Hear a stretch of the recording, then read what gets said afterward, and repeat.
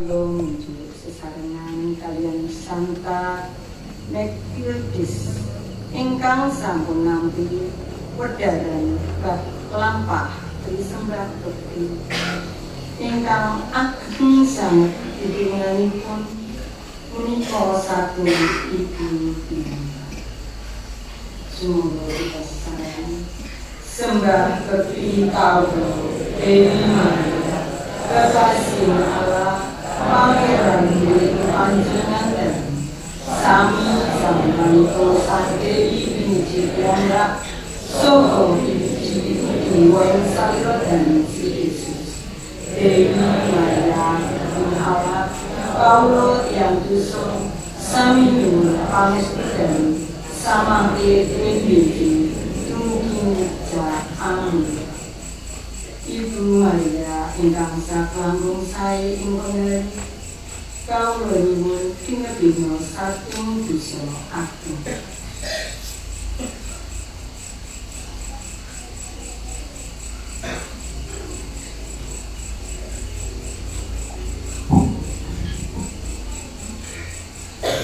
Kenya ingkang suci dambaring kawicaksanan margi sabdaning Allah. Kawicaksanan ilahi ngedaton wonten ing panjenengan dalem.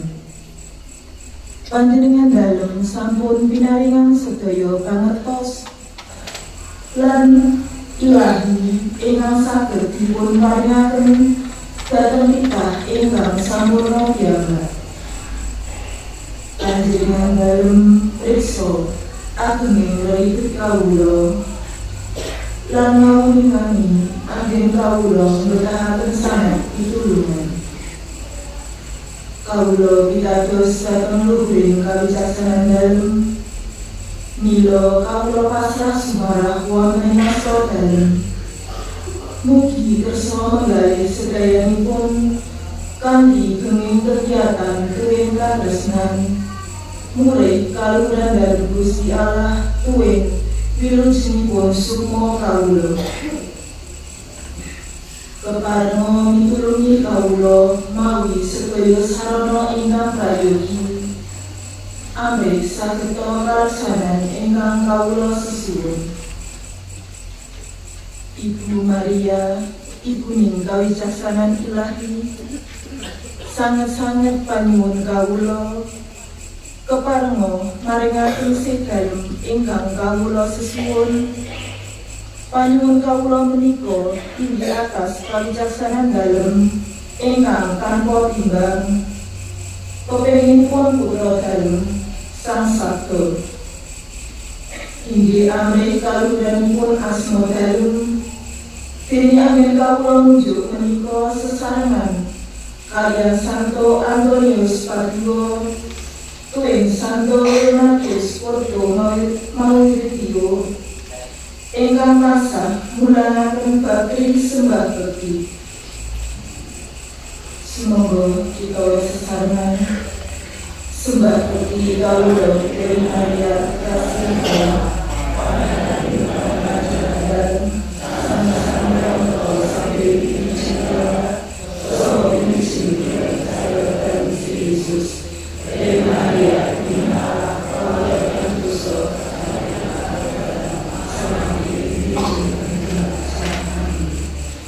Ibu Maria ingkang saklambung sae ing penggalih kawula nyuwun kinebina saking dosa ageng.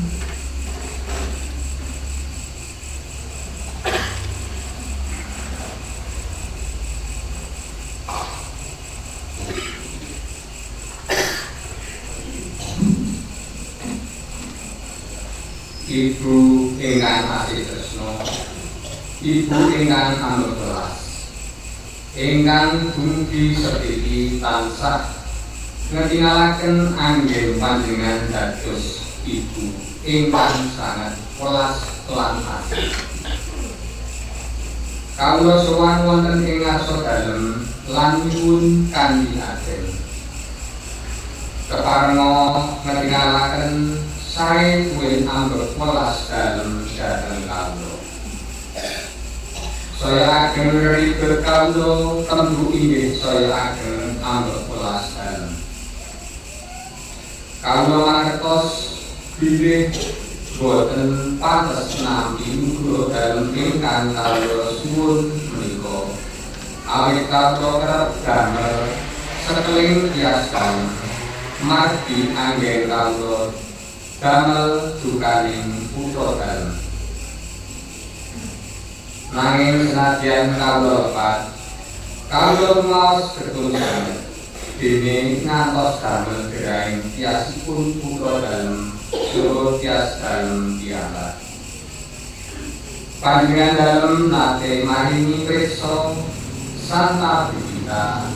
Dene panjenengan dalem menika jumeneng ibunipun tiyang-tiyang dosa ingkang keduwun. Yen mekaten keparenga maringi pangapunten sedaya kalepatan kawula ingkang sampun. Keparenga amung menggalih panyuwun bilih kawula menika ndadosaken kanduran dalem Gusti Allah lan kaluharanipun Ibu piyambak. Lajeng kersa maringaken nugroho dalem Gusti ingkang Maha Welas ingkang kawula suwun lantaran panjenenganipun Ibu. Kenya ingkang ambek welas tuwin sae ing penggalih. Dereng nate wonten tiyang ingkang nyuwun ing ngarsanipun Ibu boten pinaringan. Mila mugi kersa maringi pitulungan maringaken nugroho dalem Hyang Roh Suci dhateng kawula karana kasainan tuwin ambek welas dalem. Anggen kawula munjuk menika amrih luhuripun asma dalem sesarengan kaliyan Santo Alfonsius Liguri rasuling ambek welas dalem ingkang tansah mulangaken bakti sembah bekti. Sumangga sareng sembah bekti kawula Dewi Maria kekasih Allah pangeran sami-sami panika saking piyambak saha pinuji Dewi Maria kawula dosa sami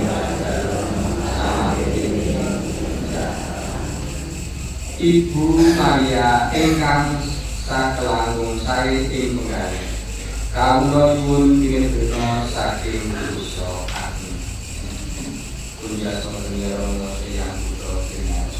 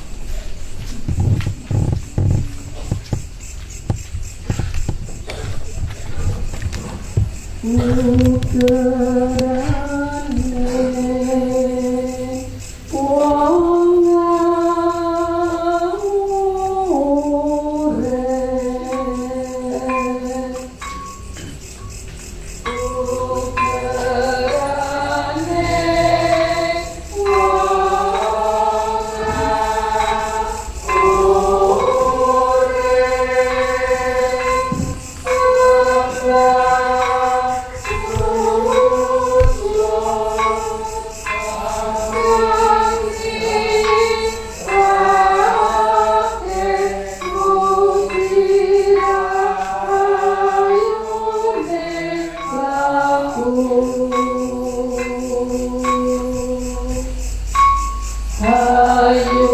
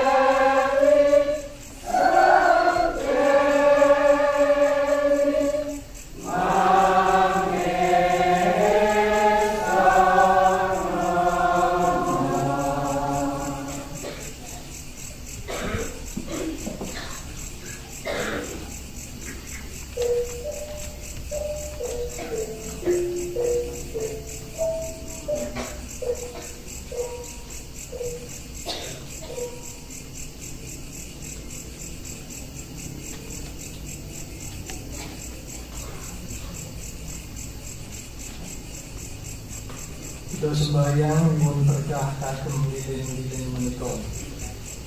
Suami sami munjuk.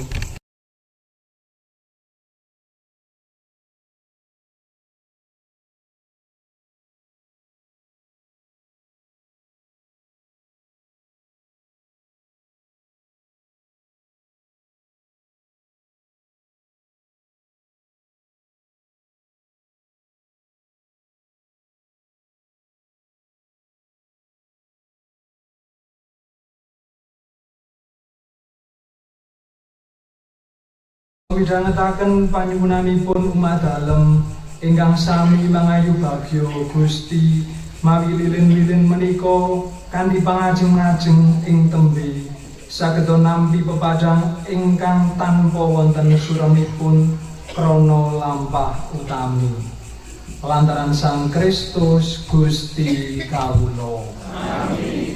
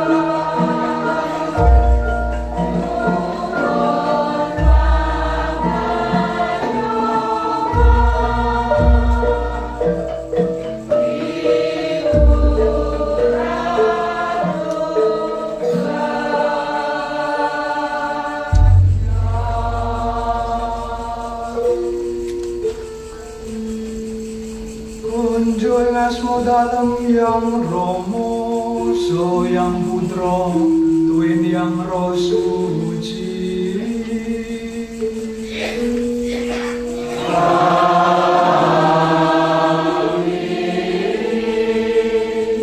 Gusti Manunggalo.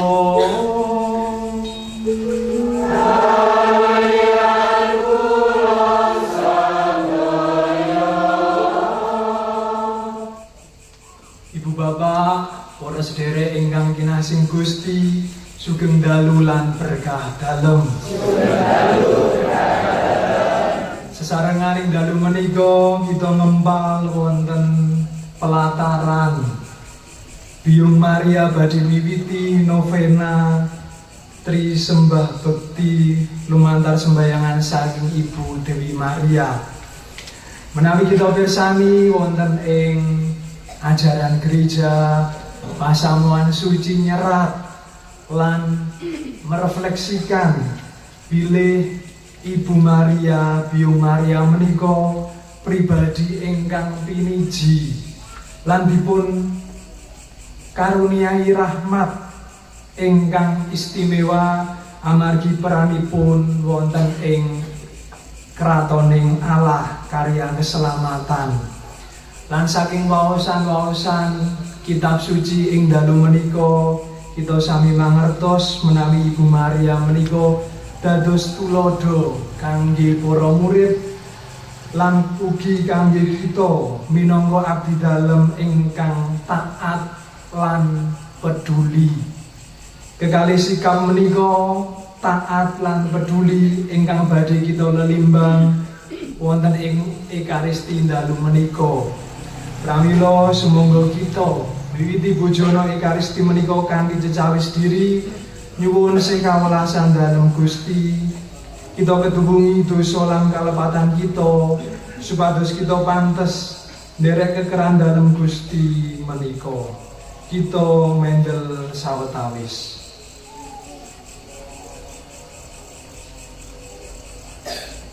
Kawula ngageni ing ngarsaning Allah ingkang Maha Kuwasa, tuwin para sedherek sedaya, bilih kawula sampun nglampahi dosa, sareng gagasan tetembungan tindak tanduk, tuwin margi nglirwakaken kewajiban. Awit saking lepat kawula, saking agunging lepat kawula. Pramila kawula nyuwun ing ngarsanipun Maria, para malaikat tuwin para suci, sarta para sedherek sedaya karsa nyuwunaken ing ngarsaning Allah Pangeran kawula.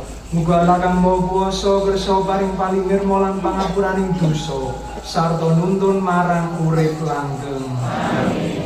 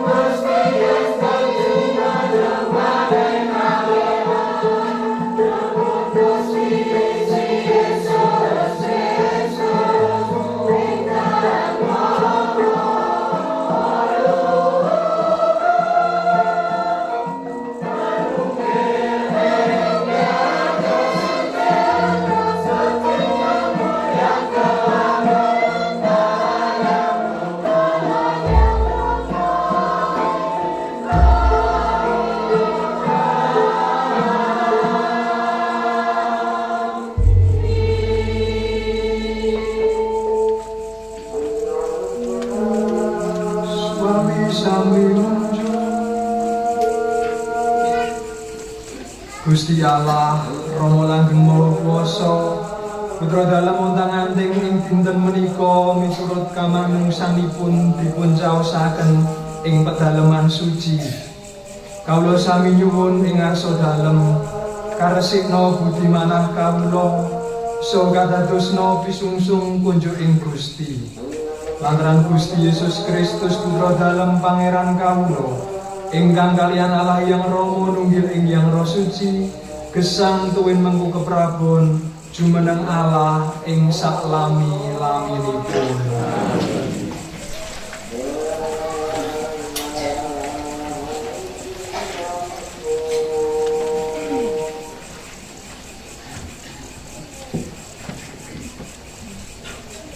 Wawasan kapedhe saking kitab Pewacan Malakias. Mangkene sabda dalem Allahing alam sawegem. Mangertiyo, aku ndawi utusanku nyawisake dalanku. Pangeran kang goleki bakal rawuh ing padalaman dalem. Yo panjenengane iku mulai kating perjanjian kanggo antu-antu. Mula nyoto panjenengane bakal rawuh. Mangkono sabda dalem Allahing Bala Tandra. Nanging sapa sing bisa nduwa dina rawuhe? Sapa sing kuwawa yen panjenengane natingal? Awit panjenengane iku kaya genining setrika utawa kaya banyu lerah ing penandu. Lenggahi kaya tukang pesut utawa kaya tukang umbah-umbah. Arep mujakake terawewi. Arep nyaring wong-wong mau kaya emas utawa sloka. Nganti bisa ngaturake pisusune sing sabeneri kunjuk ing pangeran. Pisusune Yahuda lan Yerusalem bakal ditampi dening pangeran kaya sing uwis-uwis, kaya taun-taun sing kapungkur. Makaten sabda dalem Gusti.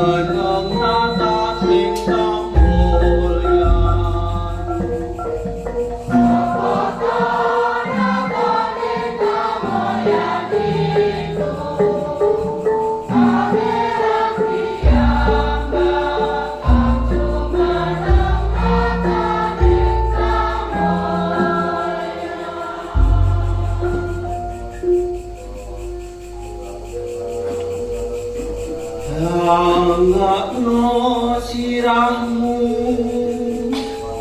kori-kori ring gapura, anggaten awakmu kori-kori guna,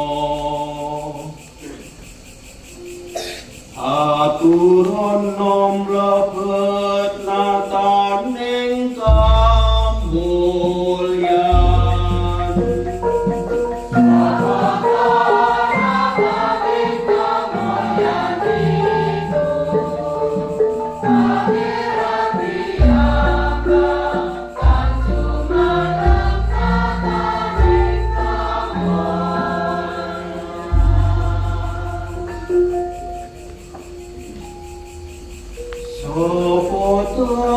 nataning kamulyan iku Pangeran piyambak kang jaya lan prakusa. Pangeran kang jaya ing yutra.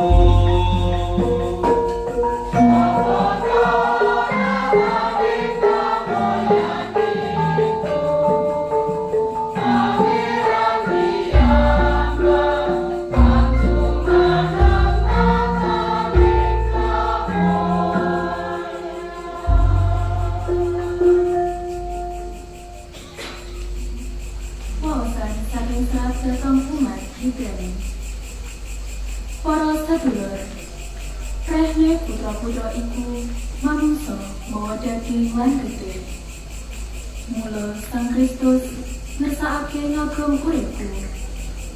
Amrih werehi setan, anggone nguwasani pati, srana sedo dalem. Sarta ngluwari kabeh sing saklawase urip. Dadi pegandan marga wedi marang pati. Awet sing dipenggalih dudu para malaikat. Balik turun-turune Bapa Abraham. Mula iku samudara Sang Kristus kudu nyamehi saderek-sadereke supaya banjur jumeneng Imam Agung sing penuh welas asih lan setya tuhu marang Allah. Lan sing caos kepulih mungguh ing dosa-dosane umat.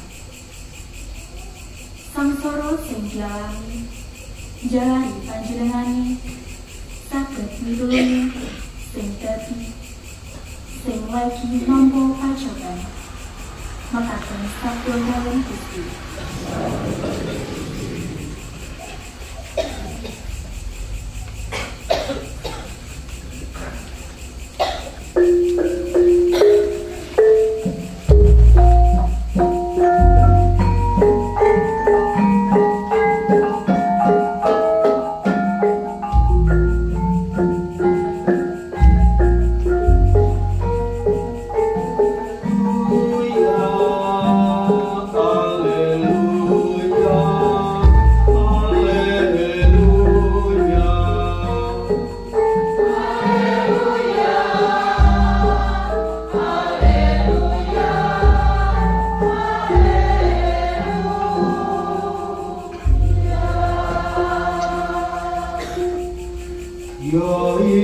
Pepadang kang nyunari para bangsa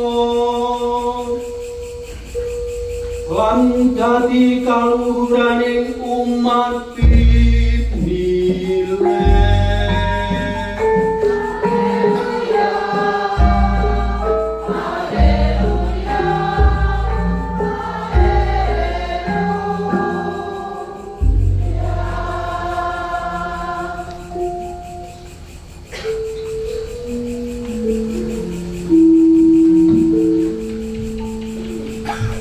Gusti Manunggala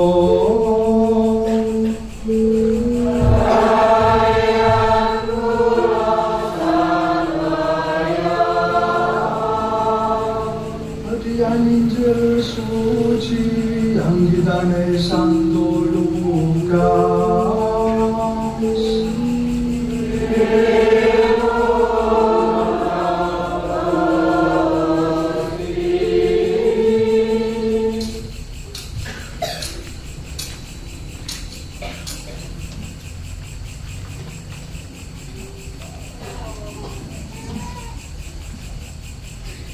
Bareng wis tekan wektune Ibu Maria nucikake salira miturut anggering Nabi Musa, Gusti Yesus nuli diasta Rama Ibu dalem menyang Yerusalem perlu dicaosake ing ngarsaning Pangeran. Awit ana ing angger disebut mangkene, kabeh bayi lanang pambarep kudu dicaosake ing ngarsane Pangeran. Kejaba iku perlu uga netepi dawuhing Pangeran caos kurban pangputer sakjodo utawa piyik loro. Ing Yerusalem nalika semono ana wong aran Simeon sing anti-anti rawuhe panglipure Israel. Simeon iku wis nampa wisike Hyang Roh Suci ora bakal ngalami pati sadurunge nyumurupi sang jinebadan.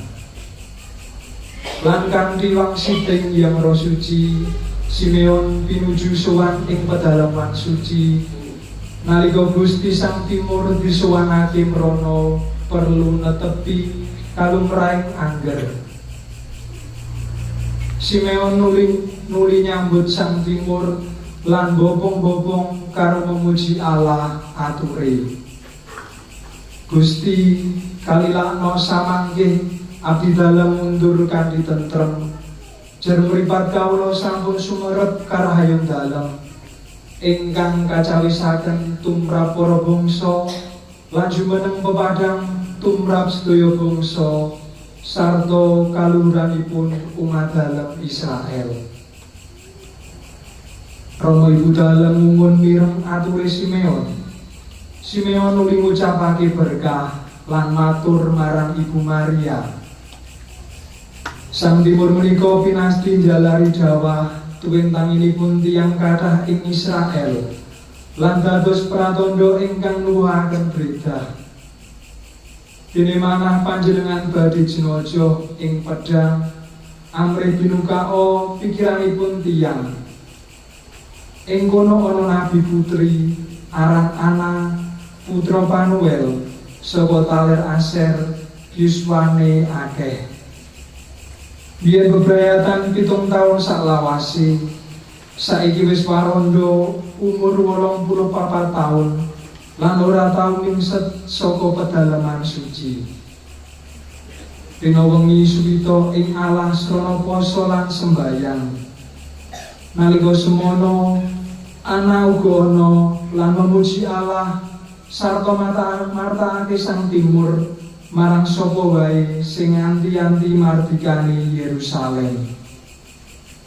Bareng kabeh sing kudu ditindakake miturut anggering Allah wis rampung, nuli padha kondur menyang Nazaret ing Galilea, papan asale. Sang Timur mindak-mindakaken lan santosa, penuh kawicaksanan lan siing Allah. Rahayu kang mirengake sabda dalem lan mugi dawuh-dawuh dalem.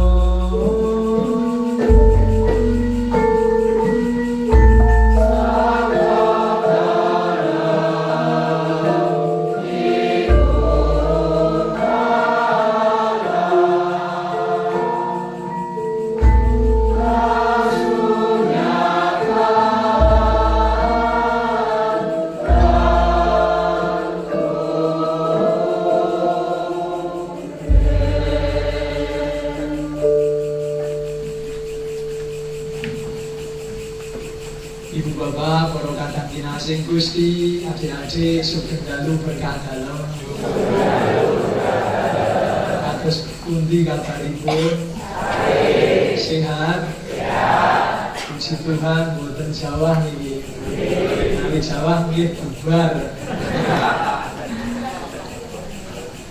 Bapak Ibu lan para kadang kinasih Gusti, sesarengan kita ngempal jadi miwiti novena Tri Sembah Bekti lan tema ingkang sepisan menika Biung Maria yang taat dan peduli. Kawula milanipun kula ajeng paring panglimbang bab Ibu Maria ingkang taat lan ingkang peduli menika kados pundi. Ingkang sepindah kita mletimbang bab Ibu Maria ingkang taat.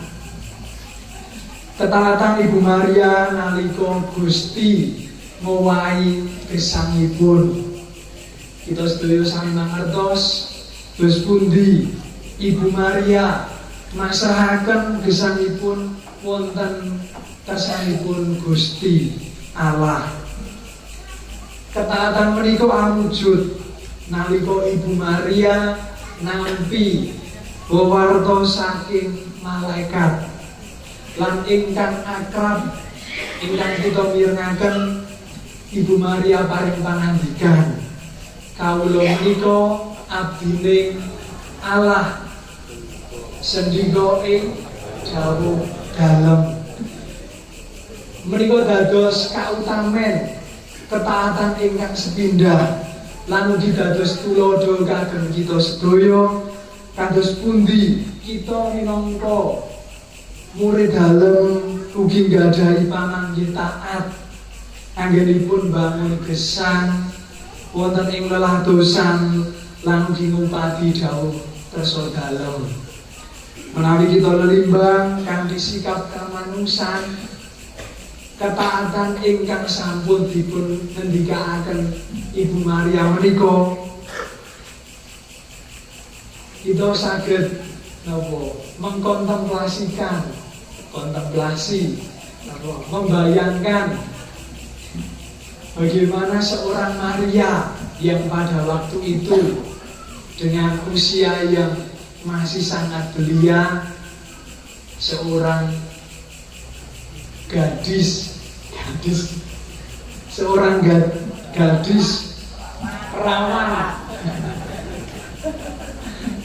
perawan dalam situasi yang demikian diminta untuk mengambil sebuah keputusan.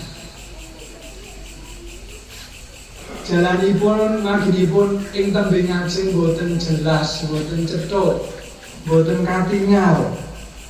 Kados pundi to dawuh Gusti lumantar malaikat menika. Milanipun menawi kita lelimbang kanthi sikap kamanungsan menika, Ibu Maria menika saged janjane ngendho. Ananging Maria tansah manah ingkang kinarbuka nyumanggaaken manahipun. Menika ketaatan ingkang sepisan wani masrahake gesangipun ing tembing ajeng dumateng Gusti. Senadyan boten mangertos marginipun ing tembing ajeng menika kados pundi, ananging Maria taat. Lan ingkang kaping kalih ketaatan Ibu Maria nalika mirsani putranipun nandhang sangsara. Lan minangka ibu kita ugi saged berkontemplasi sembahyang bayangke kados pundi menawi putranipun menika ngalami nandhang sangsara. Ananging kita saged dilelimbang bilih Ibu Maria taat boten namung nalika ing wekdal gesangipun ngraosaken ayem tentrem minangka putra dalem Gusti Yesus medhar sabda disubya-subya. Ananging wonten titi wanci nalika Gusti Yesus sami dipun tolak lan ugi kita sami mangertos sangsara nalika sinalib sedo Maria ugi tansah taat. Lan ingkang mirungga nalika Gusti Yesus nandhang sangsara lan kasalib, Ibu Maria menika tansah ngadeg jejer. Ngadeg jejer niku basa kromone napa? Jumeneng ngadeg jejer wonten sak cedhaking salib. Piyambakipun boten kisah, boten ninggalaken keng putra, boten narik ingkang dados tembungipun nalika dipun ucapaken kaliyan malaikat, inggih kawula abdi Allah sendika ing dawuh dalem.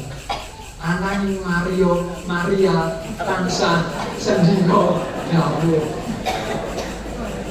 Cetha iki.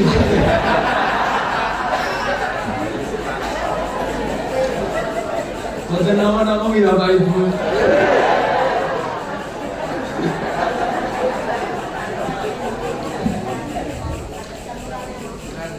Lan ingkang kaping 3 ingkang saged kita limbang bab ketaatan Ibu Maria. Ketaatan Ibu Maria menika Maria taat ngantos tuntasing gesang Gusti Yesus. Ibu Maria saking wiwitan dumugi gesangipun tansah ngladosi gesang kanthi pasrah, kanthi penuh iman. Ketaatanipun menika boten namung sawedal, ananging kasetyan kanthi pungkasan, kanthi tuntas. Menika dados panglimbang kita sedaya bilih ketaatan ingkang kedah kita gesami minangka mitra dalem. Boten namung sawedal nalika kita nggadahi utawi ngrumaosi gesang ingkang ayem nalika tentrem, ananging kasetyan menika kedah tuwuh ing saben dinten lan ngantos ing pungkasan. Ketaatan Ibu Maria. Lan ingkang kaping kalih kita mlelimbang bab gesangipun Ibu Maria ingkang nggadahi manah peduli. Ingkang sepindah kepedulian Ibu Maria ingkang enggal tumindak. Peduli menika kawujud kanthi ngrawuhi, ngancani. Peduli dengan kehadiran, bukan dengan banyak kata-kata. Dan menika kita bisa mangertos nalika sabibaripun Ibu Maria nampi wewarta saking malaikat, Ibu Maria menika enggal tindak ngunjungi Elisabet. Maria ninggalaken ingkang dados kenyamananipun lumampah ngunjungi Elisabet badhe paring kekiyatan, neguhaken nglagodosi minangka sederek Elisabet. Lan kita ugi saged paring sanes contoh nalika wonten ing pesta perkawinan ing Kana, Maria mirsani bilih angguripun menika telas. Piyambakipun boten ngentosi dipun aturi, ananging masrahaken perkawis menika dumateng putranipun Gusti Yesus. Kapedulian Maria menika paring piwucal supados kita nggadahi manah ingkang tanggap, ingkang peka lumantar kabutuhan sesami.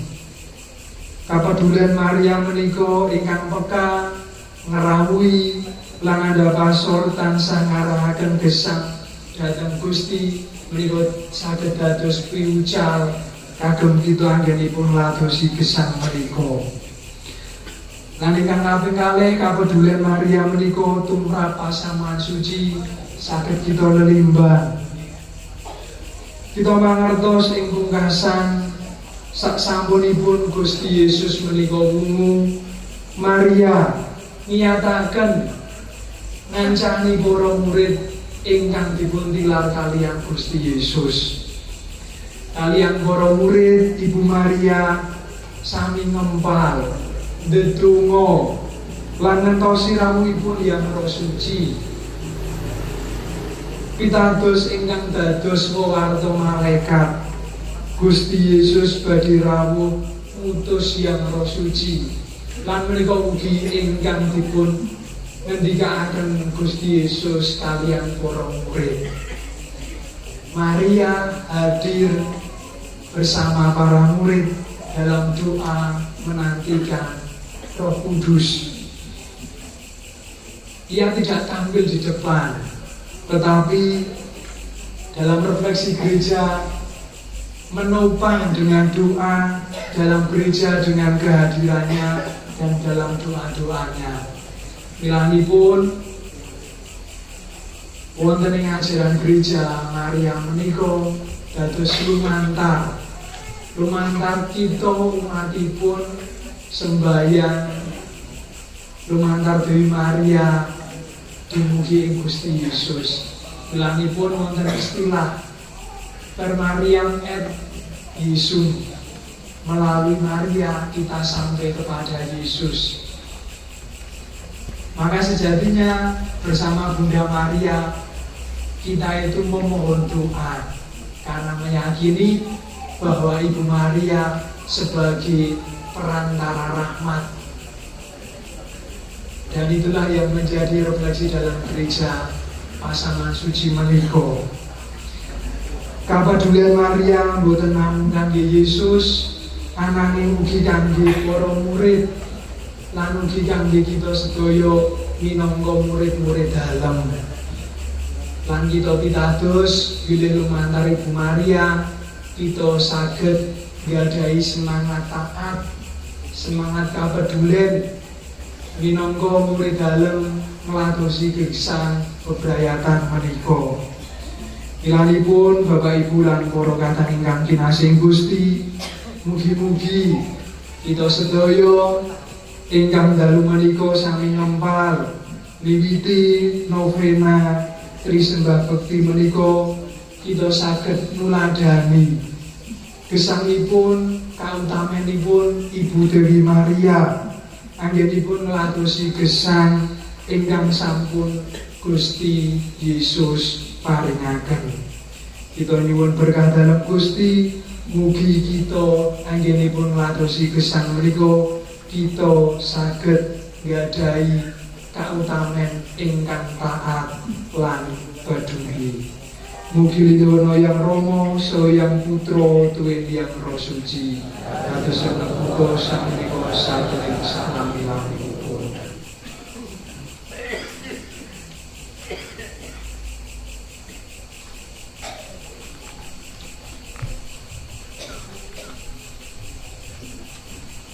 Monggo kita sedaya sami jumeneng kita nanggepi sabda dalem Gusti kanthi sembahyang kawula pitados. Kawula pitados ing Allah Rama Sang Maha Kuwasa ingkang nitahaken bumi langit. Saking Gusti Yesus Kristus putra dalem untanganing pangeran kawula ingkang kathah dening kuasa Roh Suci. Saking Bunda Maria ingkang nandhang sangsara nalika jamanipun Pontius Pilatus. Soka penang sido sarto kasarekaken kedah dateng papan pangantosan iklan dintenipun mung saking sido meka dateng swarga pinaraksaken dalem Allah Rama Sang Maha Kuwasa saking mriku badhe rawuh ngadili para tiyang gesang kali pejah kawula pitados ing Yang Roh Suci pasamuan Katolik ingkang suci lan panjenengan para suci pangapunten dosa kangge badan so gesang langgeng. Amin. Biung Maria nampi manjalmo dalem Allah yang Putra kanthi pangandel lan kabingahan.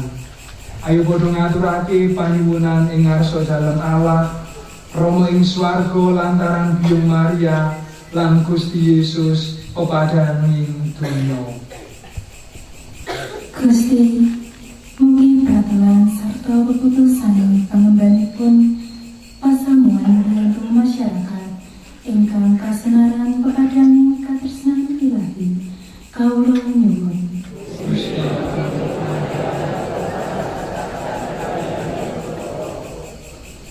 Gusti mugi kasunarno pepadang dalem ing tengahing masyarakat lumantar pasuksaning agesang umat ingkang pitados kawula nyuwun.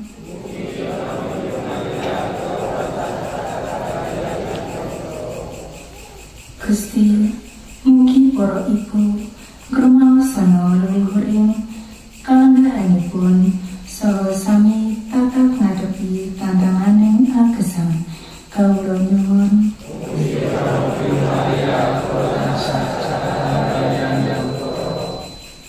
Gusti keparenga umat dalem saya yakin perlunipun pasrawungan saha mrilakaken wekdal kangge sesami umat kawula nyuwun.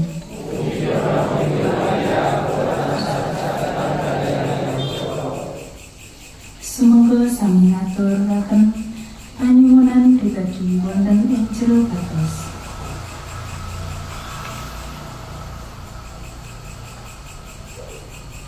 Kawula nyuwun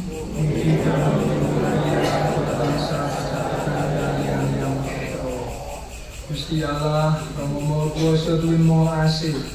Putra dalem sampun manjalmu awit saking pasrah sumarahipun Biyung Maria dhateng karsa dalem dados ibunipun putra dalem. Keparenga krana berkah pangestunipun Biyung Maria, manah kawula tansah langkung mantep anggen kawula sami nyunaraken pepadang dalem ing tengah-tengahing masyarakat. Lantaran Sang Kristus Gusti kawula. Amin.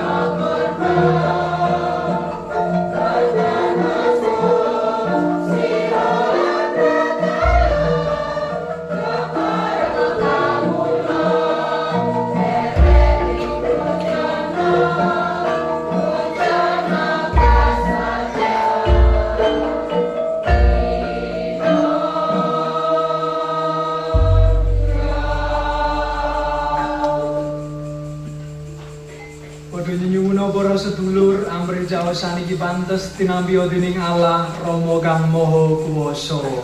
Iki jawasan antara astane pura ingkang katampilan Gusti. Amben mutu mulyane asma dalem. Amben kula tumrap kawula sedaya saha samantara ing saiki. Gusti Allah Rama langgeng maha kuwasa, mugi kersa nampi anggur roti menika kados rikala nampi kurbanipun putra dalem kinasih ingkang ngurbanaken salirut dados cempening Allah amrih gesangipun donya lantaran Sang Kristus Gusti kawula. Gusti manunggala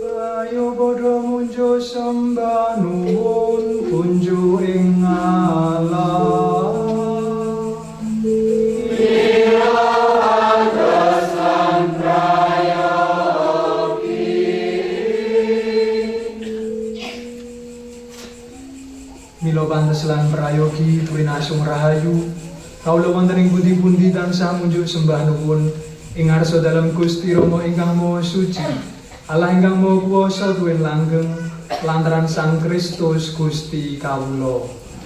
Jeribu kenya Maria ibu dalem Sang Kristus ing dinten menika sampun kapundhut dhateng swarga inggih panjenenganipun menika bebuka lan pepetaning pasamuan pangajeng-ajeng lan panglipuring umat ingkang tasih ngumbara wonten ing donya. Lan karana sampun miyosaken putra dalem ingkang dados lantaranipun samukawis tumitah, saliranipun boten pinarengaken risak lebur wonten ing kubur. Pramila sesarengan kalian para malaikat tuwin para suci ing swarga keparenga kawula nderek memuji Gusti lan tanpa kendhat caos pangalembono.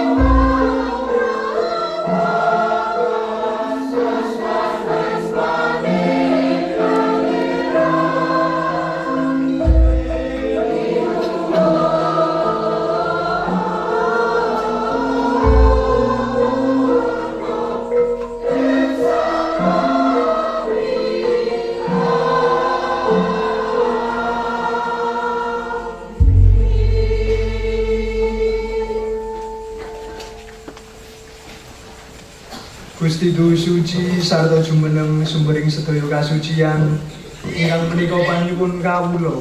Mugi kersa nucakaken pisungsung menika mawi berkahing roh dalem amrih dados salira lan rah dalem Gusti kawula Sri Yesus Kristus.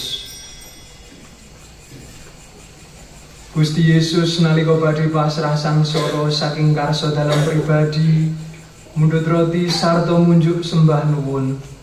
Roti dipun cuwil-cuwil, dipun paringaken dhateng para murid kaliyan ngendika, "Padha tampanana iki lan padha dipangan. Awit iki saliraku, salira kang dikurbanake kanggo nglabuhi kowe.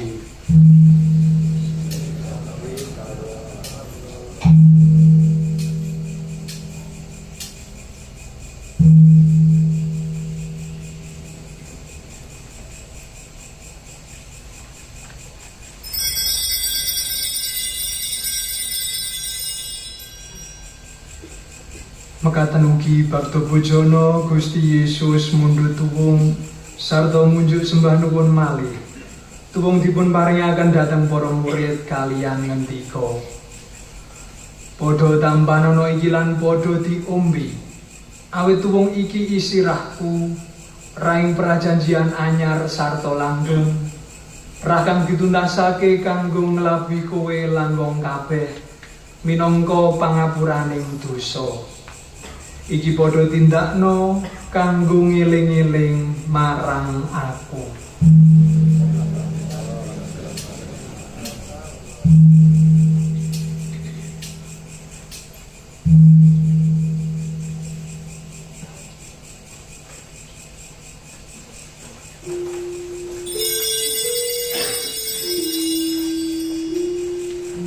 Indah agung kekeraning pangandel,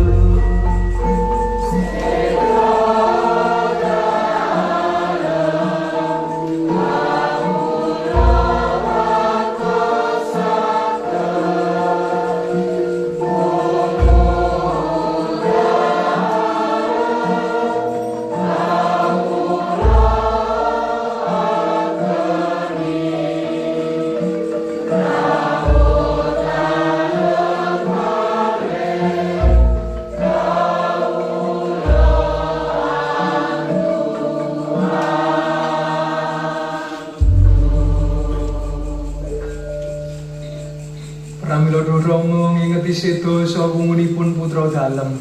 Kawula sami munjukaken rejekining gesang sarta tuwung kawilujengan minangka atur panuwun. Jer Gusti sampun marengaken kawula sami sowan ibadah wonten ing mriki. Kejawi menika kawula sami nyuwun mugi kawula ingkang sami nderek manunggil ing salira tuwin rawuh dalem Sang Kristus dipun kempalna dados sumadalem dening Hyang Roh Suci. Duh Gusti kawula aturi berkahi pasaman dalem ingkang sumebar ing salumahing bumi. Keparenga kawula sami mindak-mindak tresna manunggil kalian Bapa Paus Leo kaping 12, Romo Uskup Agung Robertus, tuwin para imam, diakon, rohaniwan lan sedaya ingkang martosaken sabda dalem. Mugi kersa melasi sanes sedherek kawula ingkang sampun sami tinimbalan kanthi pangajeng-ajeng badhe gesang malih. So sedaya kemawon ingkang sampun sami kapundhut kanthi sih kawelasan dalem. Mugi katampiya ing sunaring pepadang dalem. Keparenga sami ngasuh kanthi tentrem wonten ing pangayunan dalem. Panyuwun kawula, mugi Gusti kersa paring kawelasan dhateng kawula supados saged pantes nderek ngraosaken gesang langgeng sarta memuji tuwin ngluhuraken Gusti sareng kaliyan Ibu Kenya Maria ibuning Allah, Santo Yusuf garwa dalem, para rasul tuwin para suci sedaya ingkang wiwit kinamila kinasih ing Gusti lantaran Sri Yesus Kristus putra dalem.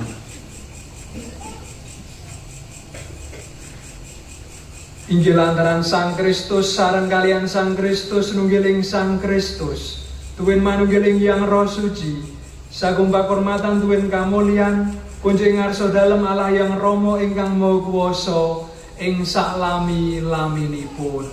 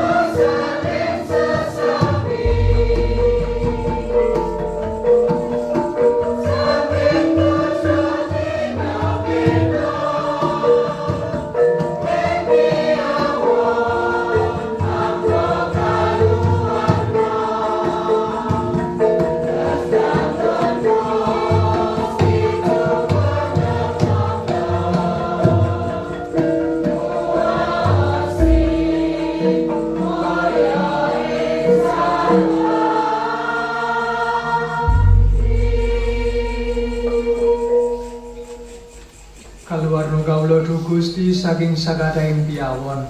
Dene manah nyuwun tentrem ing wekdal samangke.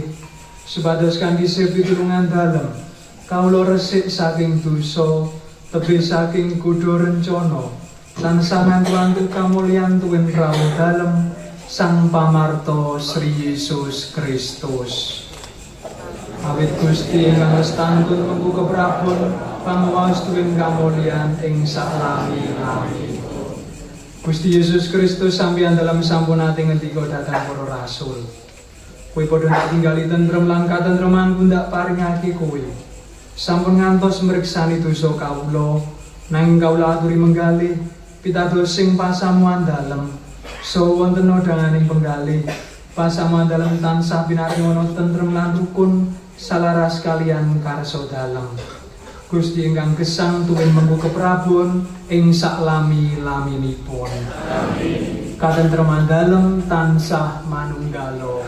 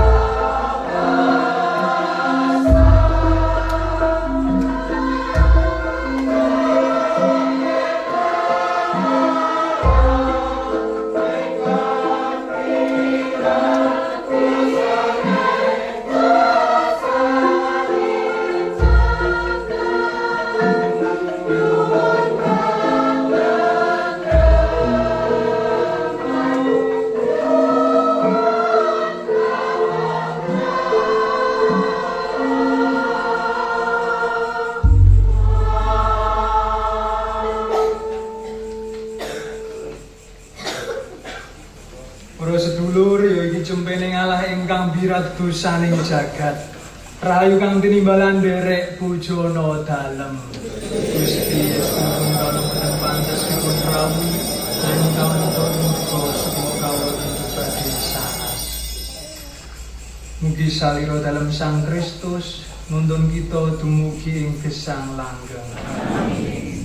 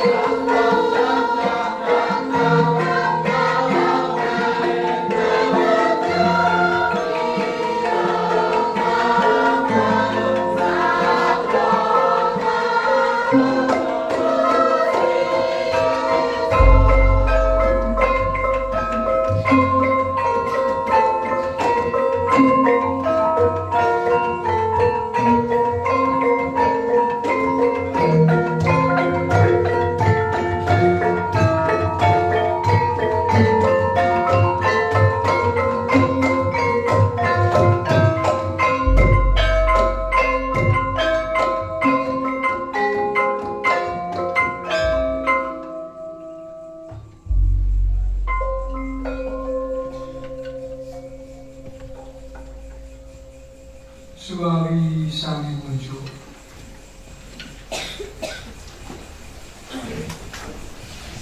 Gusti Allah Rama Maha Sampurna, kawula sampun kepareng nampi peparing dalem ingkang suci saha kapenuhan pangajeng-ajengipun Simeon. Mugi kersa nyampurnakaken sedalan ing kawula amrih saged ngemperi Simeon ingkang boten ngalami pejah saderengipun bokong sang timur saha mapak rawuh dalem sarta nggayuh gesang langgeng mulya. Lantaran Sang Kristus Gusti kawula.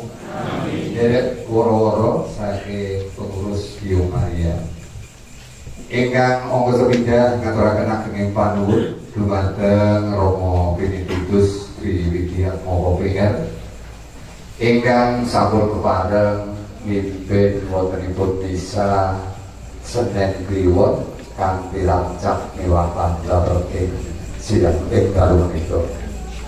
Lan ugi ngaturaken ageng panuwun dumateng para umat ingkang kepareng rawuh ingkang boten saged kula sebataken setunggal boko sawiji. Kawula ngaturaken panuwun ingkang tanpa pepidan lan boten kesupen ugi saking petugas kur kerawitan saking wilayah Surowono. Kawula ugi ngaturaken ageng panuwun ingkang tanpa pepidan. Dene misa Senen Kliwon ingkang badhe dateng misa kapimpin penyanipun Romo Junet, petugas kur saking alumni KEP. Bila ada saking menika sumidawalih ngaturaken ageng panuwun dumateng para umat wonten langkung-langkung wonten ngarsanipun Romo.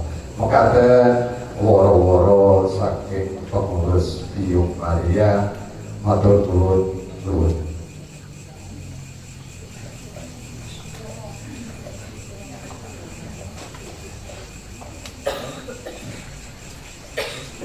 Kita lajengaken kanthi ibadah adorasi.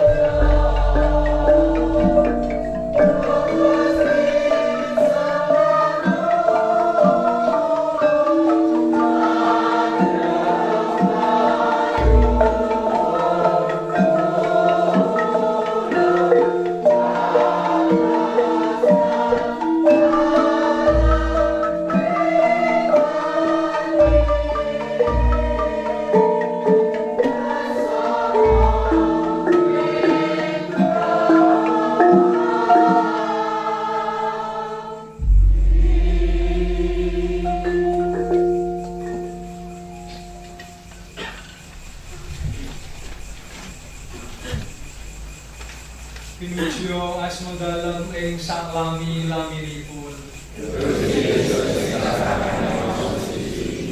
Sembah sujud du Gusti Yesus Kristus ingkang rawuh ing sakramen Maha Suci.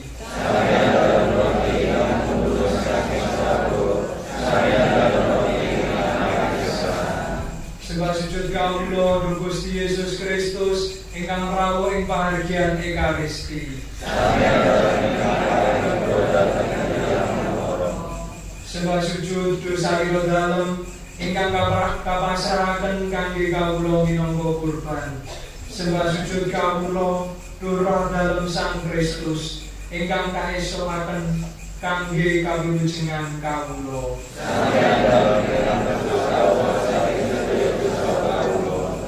Sesarengan kalian sedaya malaikat lan sagung para suci.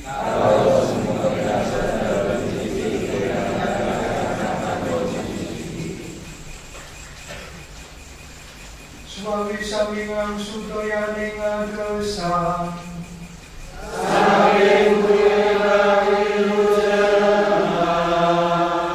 Suami sami muncul. Allah ingkang bebelas lan asih ing salebeting tias dalem Sri Yesus Putra dalem ingkang rempuk-rempuk margi kakaing dosa kawula. Sampeyan dalem paring sinubra dhateng kawula. Tias dalem ingkang kebak ing katresnan. Keparenga kawula ngaturaken sembah sujud kawula ing arsa dalem sarta nentasaken raos kedubung ing tindak tanduk ingkang pantes. Lantaran Sang Kristus Gusti kawula. Amin. Kita sembayangaken sembayangan Ekaristi. Gusti Yesus Kristus sugeng rawuh ing manah kawula. Samenika panjenengan saestu lenggah ing manah kawula lan kawula manunggiling panjenengan kados pangandika dalem piyambak. Sing sapa mangan dagingku manunggal ing aku lan aku manunggal ing wong mau. Gusti sampeyan dalem ingkang ingkang tulus saking swarga kawula kadhasen sabar yen mangan sora iki dhewe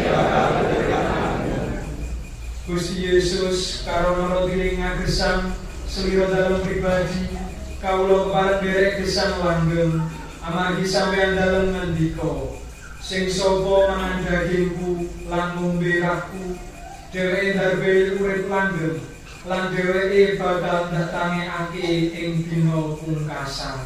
Gusti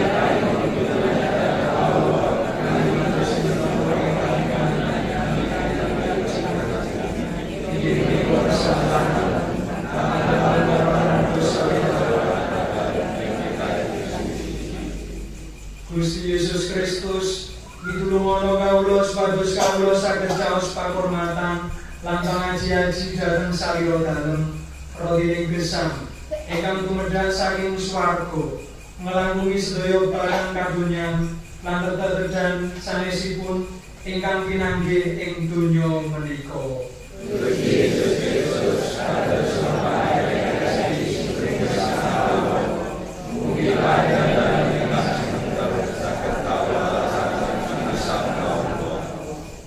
Gusti Yesus Kristus kawula wedine katresnan dalem supados karna nedha sarira dalem kawula ngraosaken katresnan dalem lan kawula tresnani sesami kawula. Gusti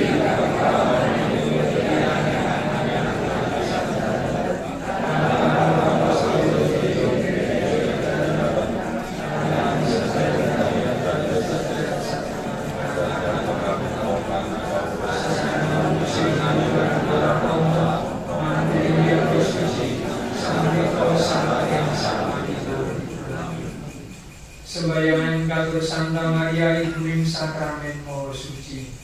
Jurusan Penyo Maria Ibuning Sakramen Maha Suci. Pembeli yang Katolik, kagungan pasaman suci, sarta ngajeng-ngajeng pun tiasa ing bawono. Nyuwun pangestu kawula ing salebetipun manahipun sedaya ingkang pitados pakurmatan dhumateng Sakramen Maha Suci. Saya pantes nampi kondisi suci saben dina.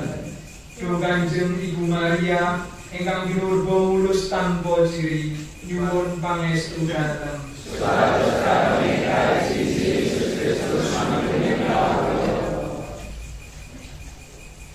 Mula nembah memuji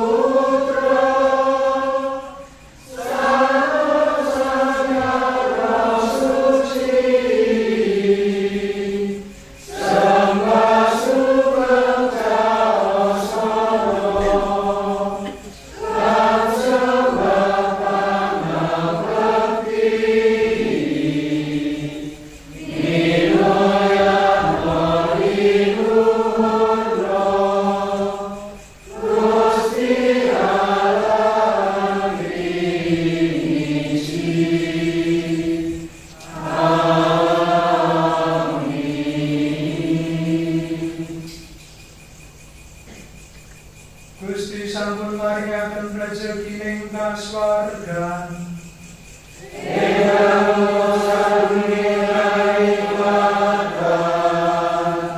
Swawi sami muncul.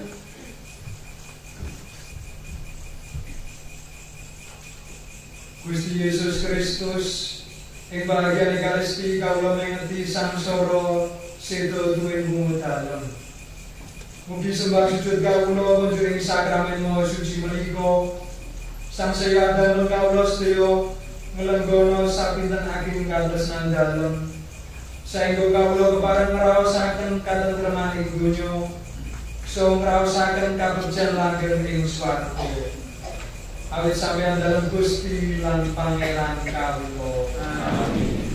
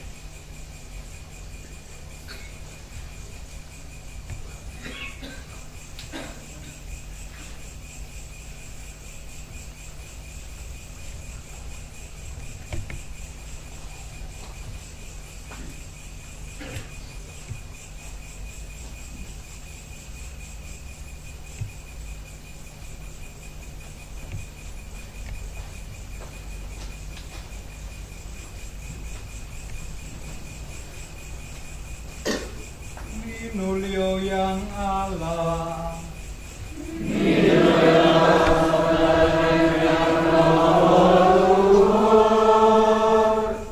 Nulio Gusti Yesus Kristus.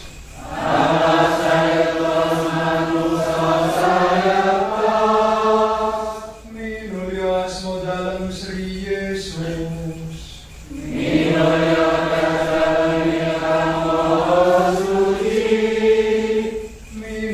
Gusti Yesus Kristus.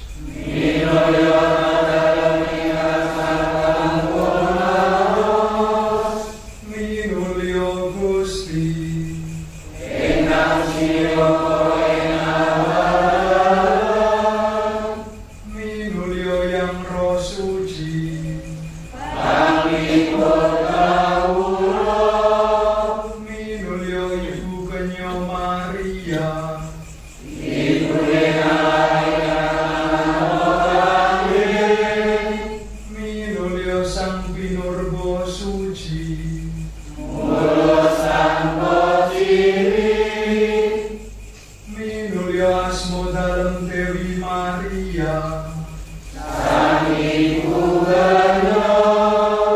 Minulya Ibu Maria.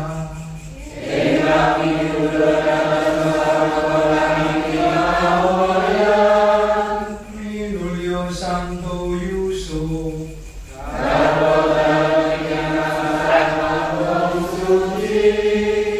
Minulya Yang Allah.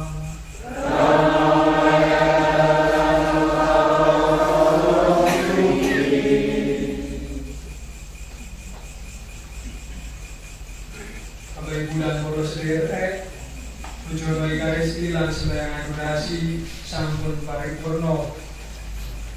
Monggo kita sami mundur, kita diutus. Amin.